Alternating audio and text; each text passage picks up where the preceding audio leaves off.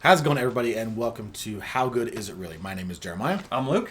and today we're going to go back to 1982 again and talk about the sci-fi classic Blade Runner. Figure out just how good is it really?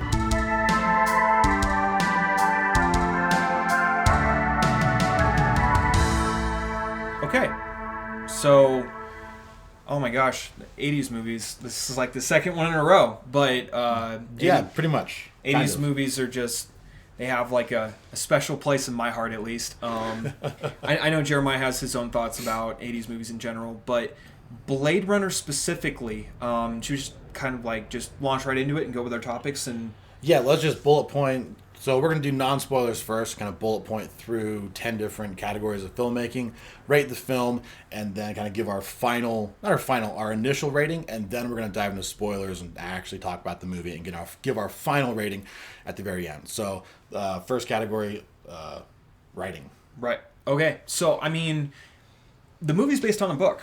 It is Do Androids Dream of Electric Sheep? Which upon Right? doing... That's the name of the yeah, book? Yeah, that's the name. So upon doing a little bit of research into it, I actually found out that they did change a little bit of things as far as the character of Deckard is concerned. Okay. But it is still a sci-fi classic. It's not like they took like a kind of like a philosophical question that was like posed into like literary form in a novel, and Sure. then they didn't just like take it and then like slap a sci-fi label on it and get that guy who's in Star Wars.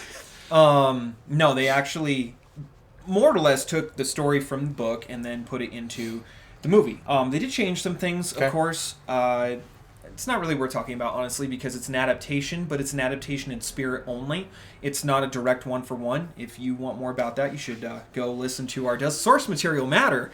That being said, though, the book is pretty short. It's a short story, but it's a good story, and it translates very well into a very dystopian, very dark and gritty movie that has a bit of a subplot that you may not have picked up on when you first watched it, and we'll talk about that in spoilers, but we're going to keep it short for this one. So, Yeah. writing, for me, this is a 10. I love this movie. Really? I absolutely... Okay. Oh, yeah, no. Ridley Scott nailed it with this movie. I feel like any shortcomings in this film are going to be in other categories, but I feel like just the writing of this film is one of the best, in my opinion.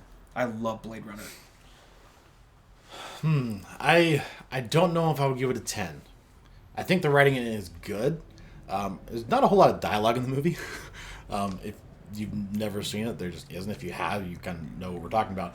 There's there's enough. Deckard doesn't speak a whole lot. No, Harrison Ford's character doesn't have a lot of He lines. does enough. But yeah, like, I don't know. The story doesn't nothing about it stands out to me. It's a very physical movie. Like, it's all very... The story's told in episodic format. It's kind not... of. Yeah, but it's very linear, where it develops the way that you would expect like a play to develop, where you have like Sure. 3 independent acts, and the way that the film kind of translates from one to the next is really clean. I really like the way that the conclusion comes to an end is just it's so good. I love it. I would give it, like I said, it's really good. I don't know if I give it a 10. I give it like an 8. You want to go with an 8? All right. Yeah. So as far as we'll talk about spoilers. We're gonna get there, I promise, but we're gonna try to keep You this want as to short keep as track? possible. You want to score separately, or do you want to meet in the middle and call it 9? I'm gonna go. Yeah, 9's fair. 9's fair. Okay. I love this movie, but the little bit of rose-colored glasses looking at it, Sure. I grew up with this film. It's near and dear to my heart, but realistically, it's probably a 9. Right. Next category is acting. The acting in this movie Depends on who you ask.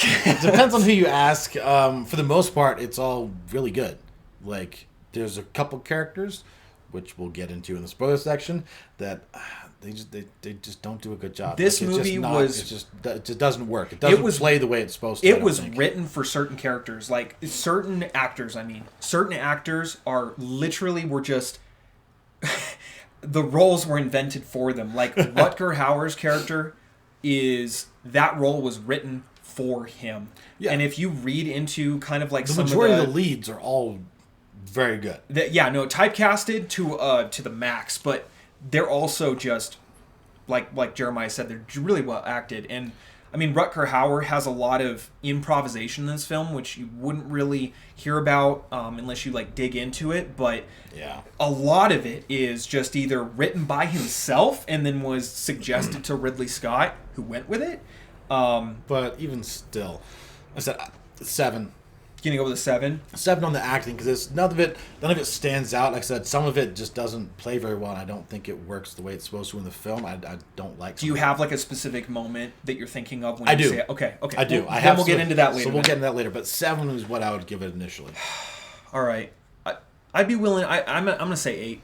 I think it was a little bit better than that. I think that some of the flaws of this movie are mostly due to things like pacing and the way that the editing is, which can make acting seem substandard.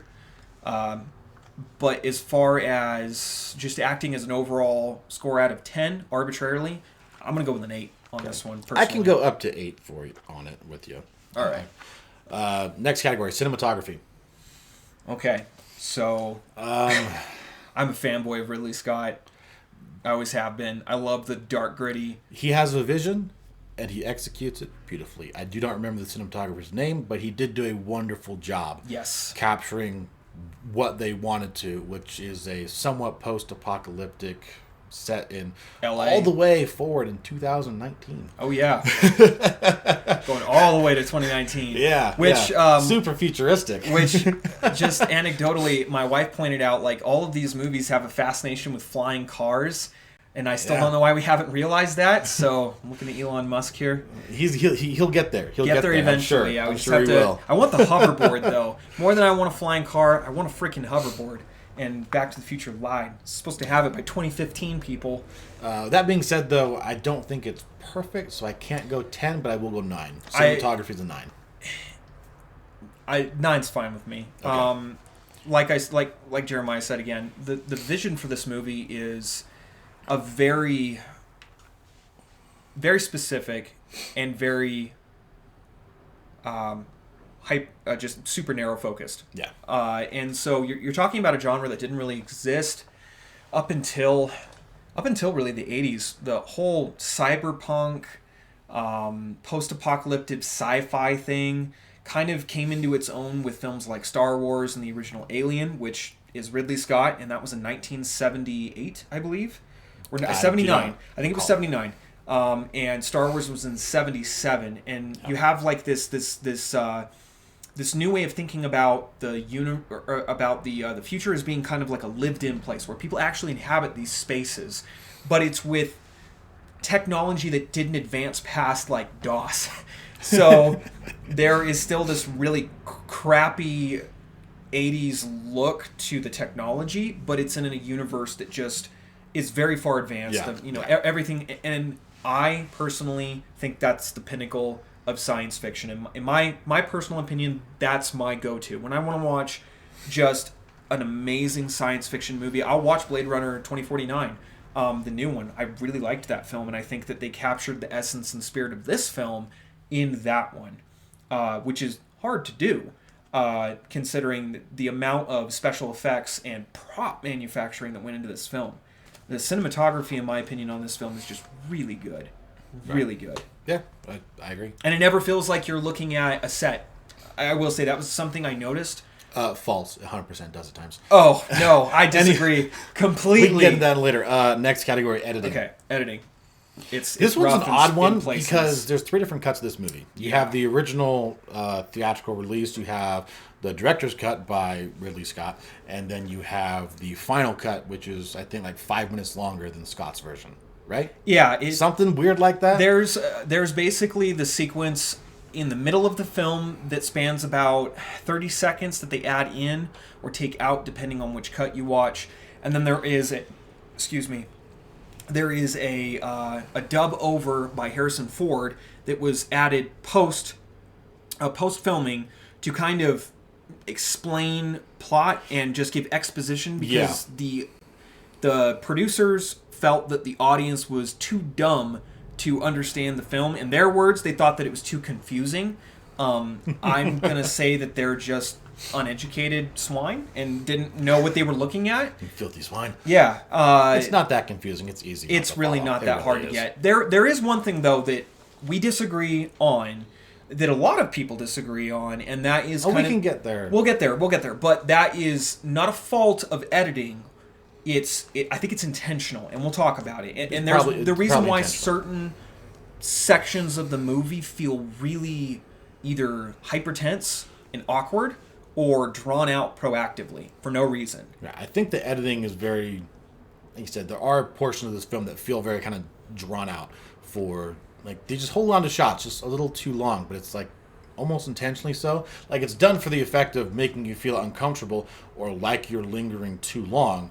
Like, that's the reason they're doing it, because it's a very atmospheric film. This is. Very. This is a extremely atmospheric And drama. my That's what goodness, this is. the music in this movie. So the editing, nothing fancy. I think it does falter at times, but that's kind of combined with some other aspects of the film that I don't think quite work. So I think I'm going to go 8 again for editing. It's like everything ranks really high, but not too great. It's not a 9. I'd go 8 for editing.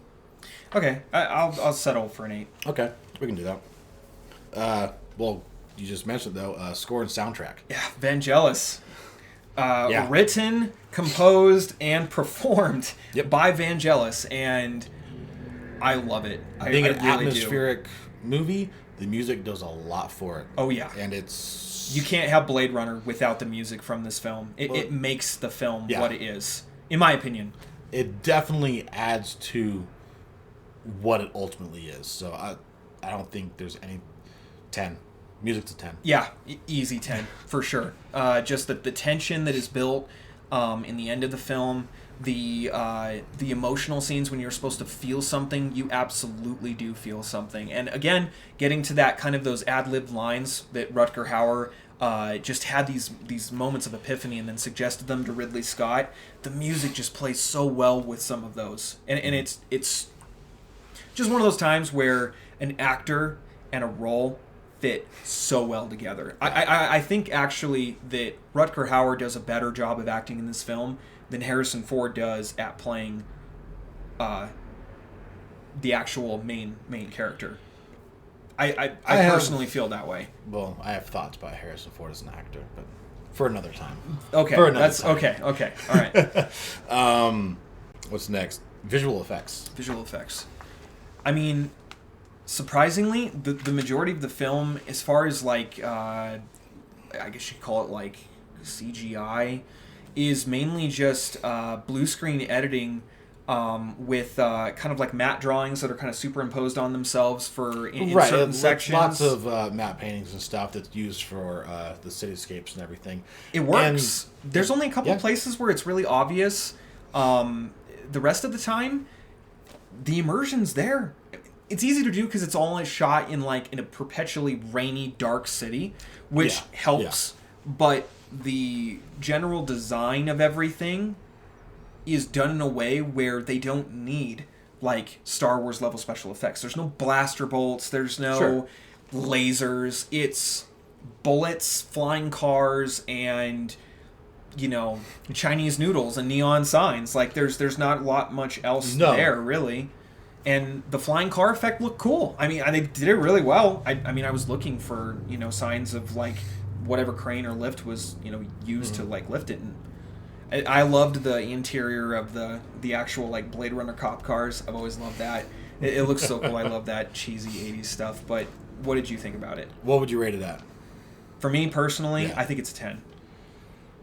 Oh, hard. Yeah, no.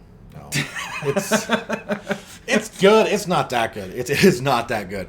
Personal preference. Again, I preface it with that. I grew up with these films. Most of it does hold up well, and it actually is really. I'll give you a 9. Okay, all right, fine, I'll give you a 9. All right. I can't go 10. I'll give you a 9. Okay. But you going off that set deck, costumes, wardrobe, Shoot. all of that. It's an atmospheric, Costumes immersive are kind of film. bland. I think that's kind of what they're supposed to be. Yeah, I think you're right. Like the actual world that Ridley Scott created. It's not Star Wars. Is or even Alien. For that very, matter. like I said, feels very lived in, very real, and has a very distinct feel to it. Mm-hmm.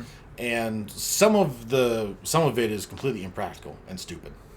It's for a Some fact of the that there is some costumes stuff and that just stuff doesn't is make just sense. like, that's only like that because you thought, hey, this is something stupid people might do in the future. That's what it feels like, and it kind of comes across that way, and I don't like it. I noticed it mainly in the crowds of people walking around them. That's where you notice the most. That's the main obvious point where you just kind of see some of the sci-fi stuff that we all kind of come to, to the tropes of sci-fi movies where it's people like, are just doing it's and just wearing really ridiculous things that nobody would really do or wear. Yeah, and it's like, But as far as props design it go, fits what they're going for well. yeah, Bar a couple things. yeah. But as far as like prop design goes, again, this is one of my favorite movies. The Blade Runner pistol, for example, is one of my all-time favorite props. Okay. And if you see it up close, it's just the level of detail that went into this thing is... They don't make films like that anymore. They don't put that Sure. level of effort into making props that you only see for, on average, about 10 minutes of screen time. Yeah. You just don't get that anymore. And personally, I love films that care about those little things. Okay, so Computers in the background and stuff like that. It's the immersion's there. I mean, I don't know what else to say about it. You watch the film and it's believable. And that's the job of a good props department, is to make it look real. I feel like a broken record. 8. 8? That's what I mean, give me an 8.5 at least. Because what do you want to give it? me, a 9. I'd give it a 9. I'd take a point off for the weirdness of like people wearing like what looks like neon All glow right, ropes fine. around I'll their go. heads for no reason. I'll go 9 with you. It's like they're trying to advertise. Audio mixing and sound design. Okay, Yeah, that's interesting.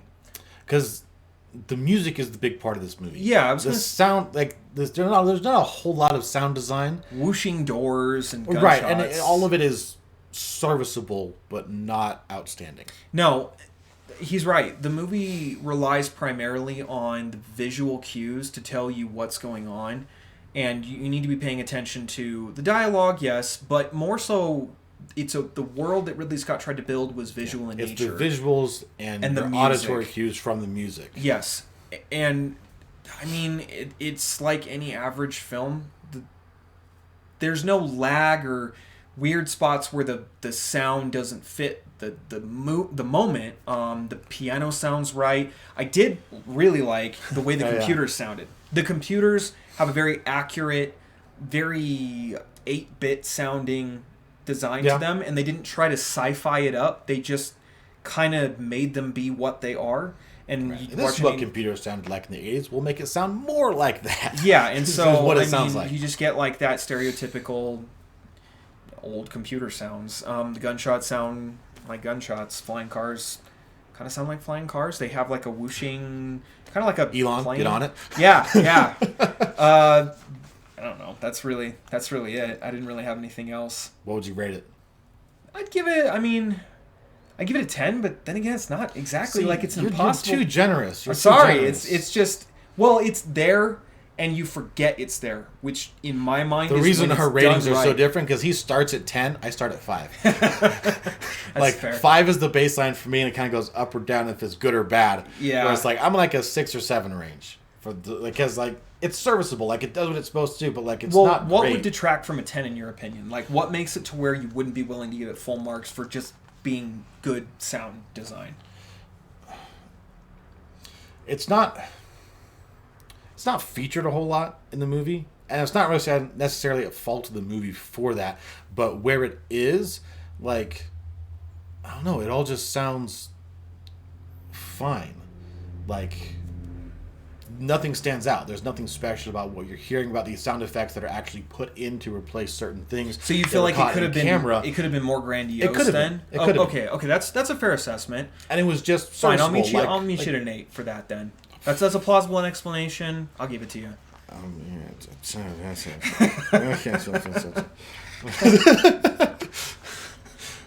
Directing.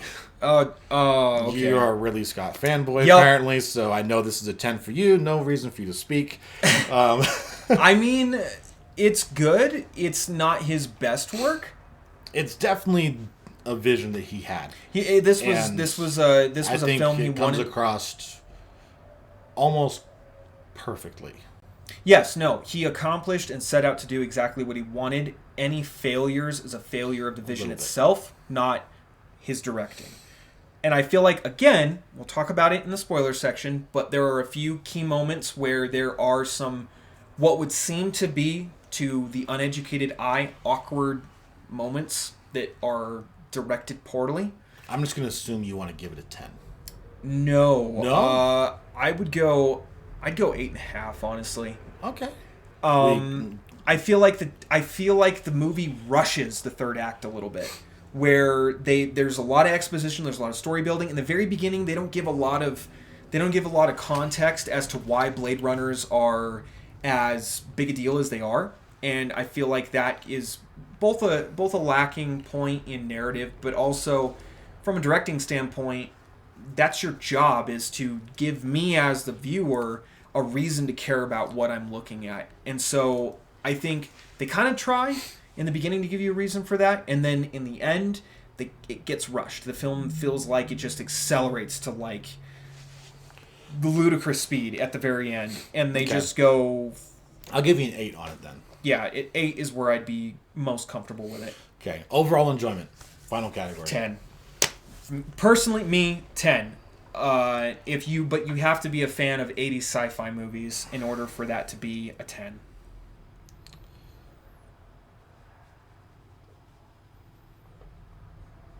There are movies I hate. An 8. Not everything's a I'm 10. thinking.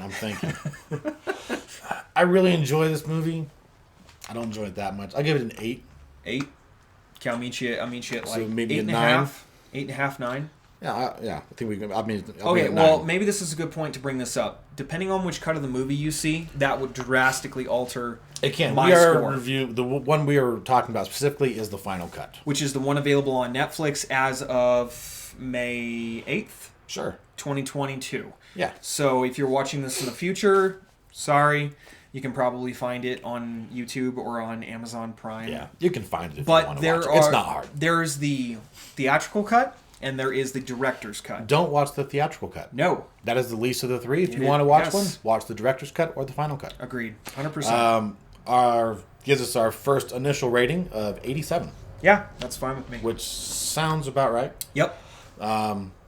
Yeah, that's our initial rating. If you want to hear our final score for the movie, then stick around as we get into spoilers now. Yes. 3, 2, 1. Spoiler section has begun. Please leave the room if you haven't seen this film, which is 40 years old at this point. What are you doing? Yeah, if you haven't seen it, you probably aren't going to see it. Or maybe you will now. Who knows? But yeah, our score may change by a couple points, depending on how well we can argue with each other. Poquito más. Little Just change. a little bit. But, okay, what's the first thing you want to talk about then? So, I know there's a couple things that you were kind of dancing around that you really wanted to... yeah, so I Okay, think... the main thing that I did not like Okay, go when it there. came to the Go acting, there. All right, the go big there. was what's his name? The stupid programmer guy. The Fred, one who in he's charge played by, of the And look who the he's actual played by. like tech industry. that has all of the. Sorry, I got to look this up real quick. Heartburn sucks. It's really painful. Sebastian. Oh, okay, the guy with Methuselah syndrome. That's Yes. right. Okay. Sebastian. Great name for an illness, by the way. Like, really well named illness. Like, totally believable. But yeah. Anyway, sorry. I don't think he did a very good job in the role. Like, all of his dialogue for the first half of the time that he's on screen just comes across like it's red and kind of clunky and weird. Like, and I get that he's kind of a weird, quirky guy, and that plays better in the second half of his on-time screen, where he's actually playing off of one of the female replicants and Rutgers Hauer's Chris, character, yeah. Chris, and Roy Batty, Yep. and then with the Deckard. Not Deckard. No, with the guy who's actually in charge of... Who's in charge of the what's the name of the corporation? Tyrell Corporation. Tyrell Corporation. Yep. Yeah. So when he's playing off those three, like, it just works better. But I don't know, the first half of just him and Pris just doesn't work. And You're right. It's weird. It just comes across as though it's read off a page. Okay. That's how it came off to me anyway. So this might as well get into it. There's a couple sequences in this film that either will rub you the wrong way, and they did me actually, like on a moral level actually, where I didn't really understand what I was watching until I actually watched Razor Fists. Great name for a channel, by the way. Super funny guy. If you haven't watched any of his videos, please go watch his stuff. He's really great. Isn't Razor Fist the name of one of Wang Wu's henchmen in Shang-Chi and the Ten Rings? Probably. I mean, it's a pretty ubiquitous name for, like, terrifying dude with, spike gauntlets or whatever. But yeah, anyway. Anyway, Razor Fist stuff's great. Anyway, he brings up an excellent point about this film that I did not know about that is kind of alluded to in the book. And this is why the cut of the film you watch matters. Because there is a both implicit and a maybe it's not meant to be taken literally. Maybe it just is bad acting. Or not bad acting, but just bad writing. And this is, but I don't think it is. Personally, because I think that both Sean, I can't remember her name, the woman who plays Rachel, and Harrison Ford are both much better actors than this scene Sean implies. Young. Thank you, Sean Young. The scene in particular is when there's obviously a lot of romantic tension between those two very early on, and it gets played up a lot for dramatic effect, and then it has a culminating point where it's almost kind of some rape vibes, it feels like, until... A little bit. And until you realize something about the film that they never tell you up front, and I think this is part of the reason why the producers didn't get it.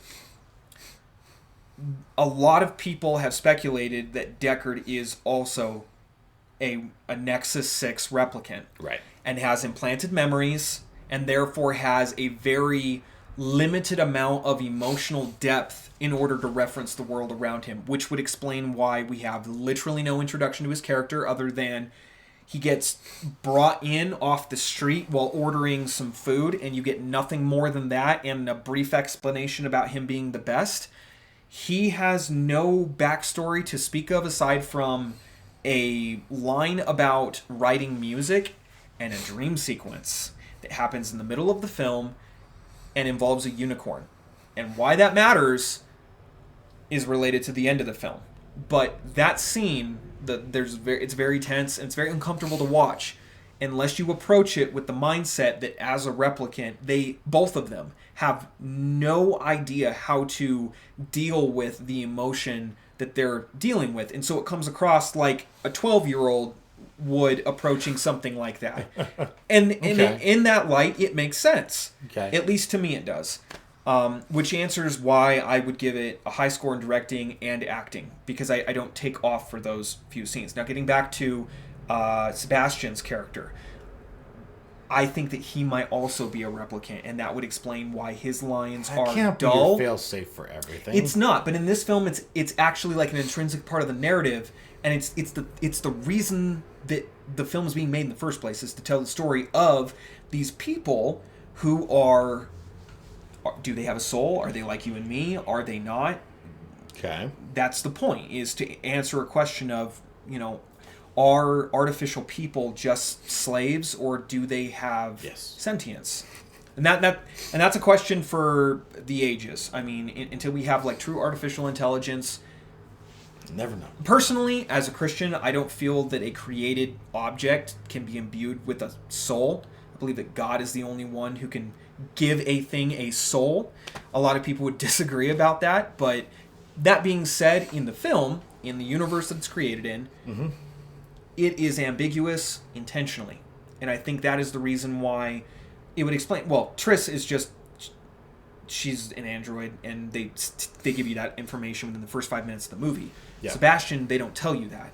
But I don't think there's a strong case to be made that he's an android because he has Methuselah syndrome. And as far as I know, the replicants don't get sick. They just have a shortened lifespan, or they have other issues psychologically, but they don't get physically ill. They're perfect.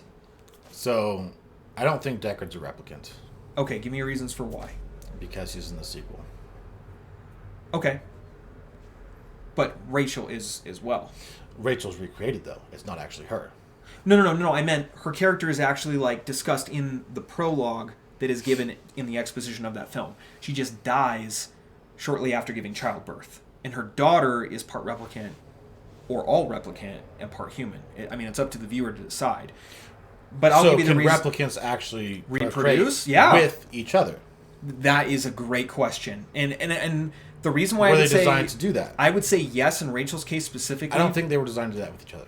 Well, she is specifically mentioned as being a one-off case test. She is, which is why it would make sense for her to be able to and you can make procreate with Deckard if he's human. Right, you can make that case. Because he would not have been able to.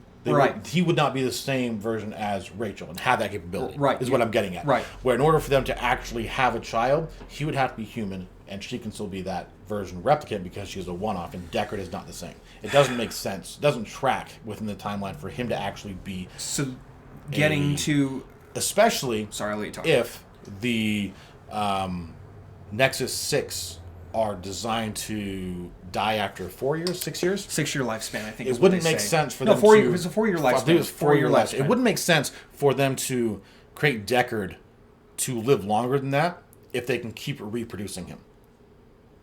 Okay, but if he was created, if the Blade Runner program is androids created to hunt down and exterminate other androids, that's the ultimate Inception. Like, and to convince them that they're humans. That's what I thought for the longest time until I watched it the most recent time. Okay. And I don't think that anymore. So the reason I think that this clinches the case for that and saves both the writing and the directing is the unicorn sequence. And this is why the cut of the movie you watch absolutely matters. Because that unicorn sequence is not in the theatrical cut. Okay. It is in the director's and in the final cut. The reason it matters is because, like we stated previously, and like the film goes over, they give them memories. They have dreams. And that's what allows them to cope with reality. Is that limited emotional buffer that they have through the memories they have. And it clearly doesn't work very well. But it does enough to where they don't go psychotic nuts and start murdering people. Although in the case of the 6... So they still do. They still do, right. In which case the Blade Runner... Blah, blah, blah. Anyway. So the reason why I personally think that Deckard is because at the very end of the movie, his partner, or not his partner, but one of the fellow Blade Runners, I can't remember his name. He has like a Japanese sounding name. He leaves a tiny origami unicorn on the floor in front of the door. Mm-hmm. There is no explanation for how he would have known about that unicorn other than to know that Deckard's memories were implanted, because Deckard knows that Rachel's memories were implanted and totally like is a real jerk about it and talks about all of these memories that she has and then explains to her how they're actually the memories of Tyrell's niece. Yeah. And she has a crisis of identity and leaves, and he doesn't know what happens to her, and then she gets slated for termination, which is kind of one of the turning points of the movie. So that's why I think he is or an android. Or it's the film trying to be more clever than it actually is. So I think that's part of it, is that Ridley Scott left the question open to be answered by us, the viewers. Personally, I think it makes sense. There's certain things in the movie that don't make sense. Such as? Well, like going canonically like into Blade Runner 2049 with the sequel, like the whole having kids. The fact that his lifespan is that long, there's no reason for it to be. If he's actually a government property, a government asset, like, you build him with a 4-year failsafe, which is like the entire motivation for this movie is the free replicants that are trying to find a way to live longer. But it's conjecture because we assume that all replicant Nexus 6 variants were created with the exact same implicit purpose, and they're not. But it wouldn't make sense for them to create a agent, essentially, that can live that long if they can turn it around and just deactivate him and get a brand new model. Especially if the tech keeps increasing, It doesn't make sense for him to naturally be able to live long. And in the final fight against Roy Batty, he sucks. He takes does way too much suck, punishment. but to actually so be does capable. Roy, though. Roy is... They're not indestructible. They're not like the Terminator. They No. bleed, they feel pain, They kind of feel pain. but they're easy to kill. The replicants much feel less pain than humans. The reason why the They feel less replicants pain than humans. are feared is because they are so like humans. In the words of Tyrell, that they're their motto indistinguishable. is to be more human than human. And for that reason, it's terrifying because you never know who is and who isn't, which is why Blade Runners were created. Through the Void Comp test, they're able to detect them and then hunt them and ultimately put them down. Yeah, which is also why replicants are also a stupid idea if they're more human than human, because that defeats the purpose of actually having artificial intelligence that you can use as essentially slaves in mining colonies off-world. It's just a bad idea. So, and this is the reason why I think that Deckard is because we're never given any reason to assume or think that there aren't other versions or one-off batches, I guess you could call them, Okay. designed to fill out certain purposes. And if the Blade Runners were meant to be that perfect, more than human that believes without a shadow of a doubt that they are, and they're exempt from the Void Comp test, they're never given it. It's always assumed that they are human because they are Blade Runners, and their sole I purpose guess what I'm pointing out is is to hunt down the other Nexus that, 6s. in my mind, there are problems whether he's human or a replicant. There are other things throughout the film that don't quite track for me. Okay. Regardless of what it is. I think he's human. I don't think he's a replicant. Not because it makes more sense necessarily. Because I think it makes more sense, but not perfect sense. There's still things, like with the There are unicorn and the unanswered dream questions. sequence and certain things that very much do hint towards Deckard being a replicant. It does make sense for you to come to that conclusion, but there's also enough evidence for him to be human. Right, and I think that that's intentional. I think that is... I think it's lazy. I mean, it could be, but I think it's yes, also... it's intentional. I agree it's intentional. It's but Ridley also, Scott attempting to be a little bit edgy. more clever than the film actually is. And I think that that's both a limitation of the resources he had available at the time. Because Denis Villeneuve, in 2049, did the exact same thing with Ryan Gosling. Right. And it worked great. And it's because the technology was there to be able to make it more believable from an audience perspective. There's only so much you can do in 2 hours with the people that you had and the established kind of norms that were there. And I think that Ridley Scott intentionally did not attempt to answer that question. Because you're right, it would have been very easy to just answer that question. The eyes reflect. And That's it's usually okay how you if can it tell if leaves they're it- replicants. Right. It's okay if it leaves it ambiguous, but there's too much evidence for both camps to actually pick try one. to come to any logical I get what you're conclusion. saying. And I think you cannot answer a question. Just have Yeah. tons of evidence, and it's like everything's pointing in that direction, so it's probably that. And never say it, and that's still a good way of doing it instead of, Right. here's all the evidence he's a replicant, but here's all the evidence that he's probably human. What is it? Right. I don't know, and I don't think they do. Right. So, I mean, it's just a matter of taste. And I personally love that question because I see the evidence and it's convincing for me. Watch it yourselves. I mean, I would recommend this movie to anybody that enjoys classic science fiction. This is a good watch. It's probably like a 1 or 2 time watch. It's not something you need to revisit. I watch it every like often. 6 months, I really. don't think I'll ever watch it again. Like, I've seen it. I own it on Good. DVD because That's just me, though. It's old and it's getting harder to find unless you buy it digitally. One of the other parts, the sequences, when you talked about it rushing into the third act, Yeah, the third act's a mess. it is. And It's hard to follow. And I don't think it's hard to follow. I do not like Rutger Hauer in this movie. It's hard to follow because I it's do not just like too Rutger too Hauer's quick. physical acting. Because, Deckard chases Rutger Hauer into this building, abandoned building. I think it's the building that Sebastian lived in or something. It's like the upstairs it's of his building. He's the former only one that high-rise. lives in it. Yeah, it's a condemned And building. he's chasing him because he's trying to kill the replicants, and Roy's one of the replicants, the last one that Deckard has to kill. So he's hunting him down, and they scuffle and he escapes, and they scuffle and he escapes. And then for some reason, Roy Batty strips down to his underwear and runs like an ape around the top floor. It's very For true. It's no an reason. awkward sequence. And it's just like, like Rutger Hauer was like, hey, wouldn't it be really interesting and weird if I did this? And Ridley Scott was like, yeah, do that. And it's stupid. It's stupid. It takes you out of the movie. There's no reason for him to be acting this Or way. him like doing these little rhymes the entire time. Unless you attribute it to the fact that he's actually dying, all of his systems are failing, and he is literally going insane. His mind that makes sense. is falling apart because not 15 minutes later, he actually just dies. Not because Roy kills him. No, he just straight up drops dead. His 4 years comes due, and he just drops dead. Down to the second he calls it, he's like, time to die.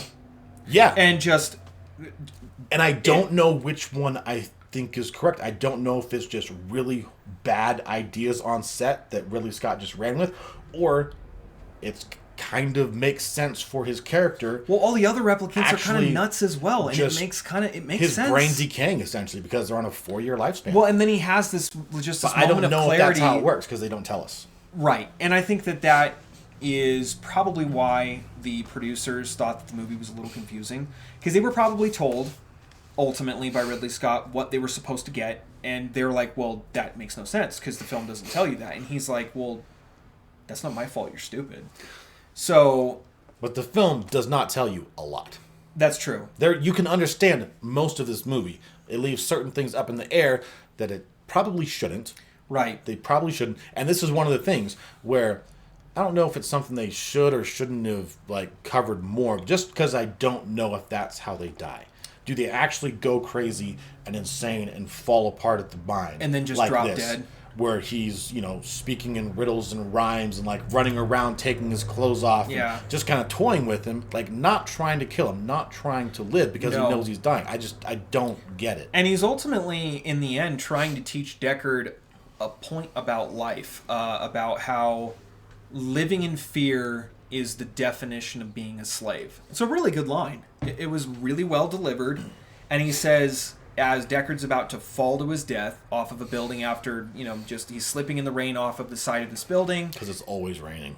Perpetually, always raining. And Roy saves him and just looks him dead in the eye and says, to live in fear is to be a slave.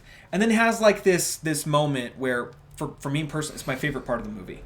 When he goes... It's the part of the movie that people remember. Yeah, and it's all ad-libbed. It was like a moment of inspiration, not out of Ridley Scott or the book. Rutger Hauer was like, I'm gonna do this, and he brought it to Ridley Scott, and they went with it, and it's great. It's the best moment of the movie. Absolutely. He 100%. talks about all of these moments that he's lived and experienced in 4 years that will be gone forever, and just like tears in the rain. As the music hits the right beats, the setting hits the right beats.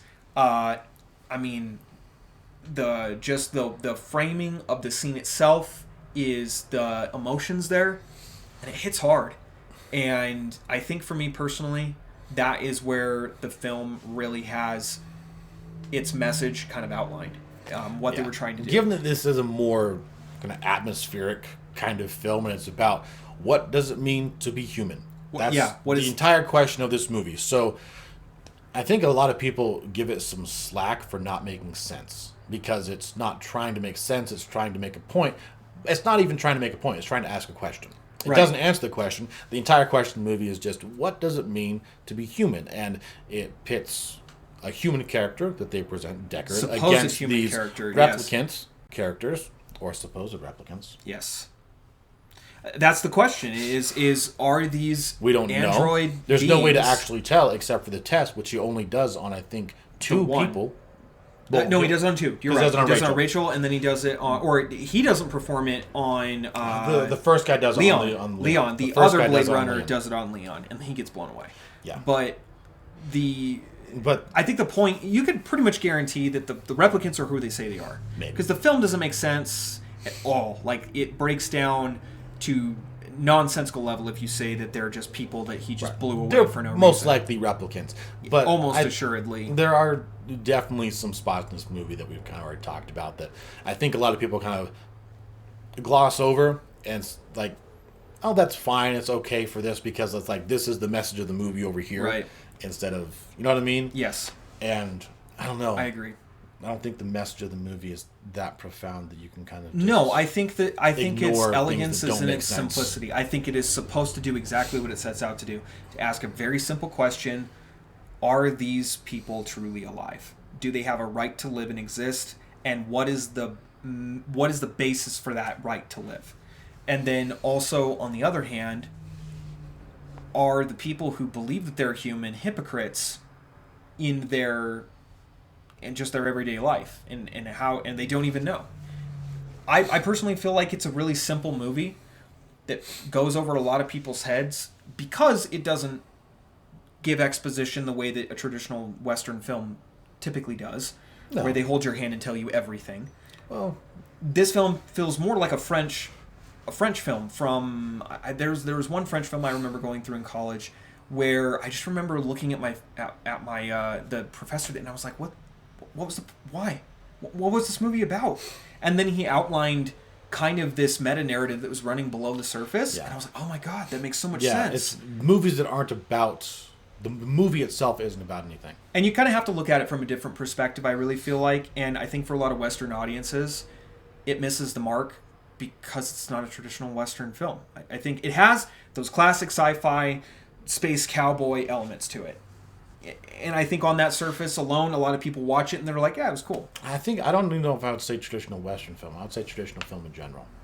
Okay. Traditional film, regardless of where you're at in the world, It's like is film more noir, narratively driven adventure, action. and is less meta as far as what the film is trying to ask outside of the film itself. That's fair. That's fair. It's a very self-contained question, and I think it does it well. I think that any fault of this movie either lies on an uneducated audience or on just slightly ambiguous storytelling. I think you could take some points off for that. Yeah, there's definitely, I think you could definitely take some points off for things that are, again, left intentionally ambiguous and kind of confusing because the film isn't trying to explain it or tell it to you intentionally because that's not what the film cares about. The entire film is just, like I said, about asking the question, what does it mean to be human, and doing it in a very atmospheric setting. Yes. And that's not everybody's cup of tea because this movie is kind of boring. It is. It is a little boring. It definitely if, is. If you don't know what this movie is and you're not along for the ride, you could definitely think that this movie is kind of boring because second act is nothing dry. happens. The second act is until the very last 30 dry. minutes of the movie. And then it's over. Well, there's too a quickly. There's a couple like upbeat moments of like chases and Yeah. killing replicants and stuff. And it's over a little too quickly.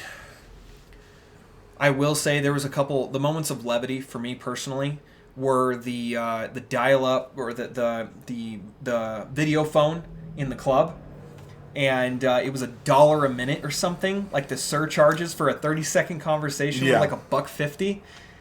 That was funny. I don't know. I don't recall any moments of levity in this movie for me.